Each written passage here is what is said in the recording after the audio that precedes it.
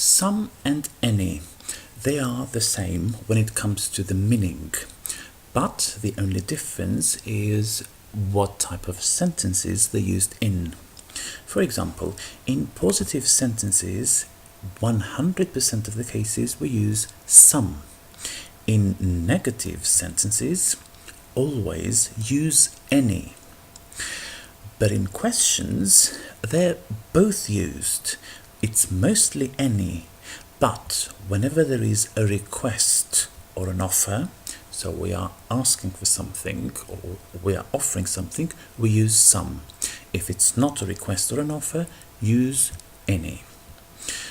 In questions and negatives, again, the same rule stands. So if it's a request or an offer, again, for questions and negatives, use some. If it's not, then it's any. Now, let's get an example. Positive sentence. I have some books. It's a positive sentence. I did not say I have any books, but some books. In a negative form, I don't have any books. Be careful. Both some and any are not used for singular. So only use it for plural nouns. So a sentence like I don't have any book without s in the end is not correct. In a question, do you have any books? It's a question, it's not a request, it's not an offer, so it's used any. If we're talking about requests, can I have some books? You do not say, can I have any books, but can I have some books, because it's a request. Do you want some books? Again, it's an offer, so again is used some instead of any. Don't you have any books? It's a question and negative. It's not a request, it's not an offer, so it was used any. Don't you want some books? It's an offer, so some is used. Can't I have some books?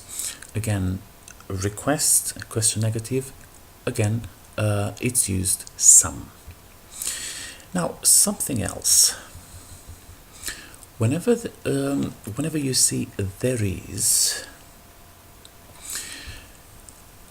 it basically says it exists. It happens to be, but it is used when we do not show possession and only for singular. In the plural form, it is there are. Again, we do not show possession.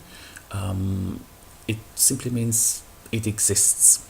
While when we talk about have or has, it's a different thing to there is and there are, because it shows possession. For example, there is a book on the table means it happens to be on the table, but I'm not concentrating whose that book is. I might know it, but it's just not important. There are a few books on the table.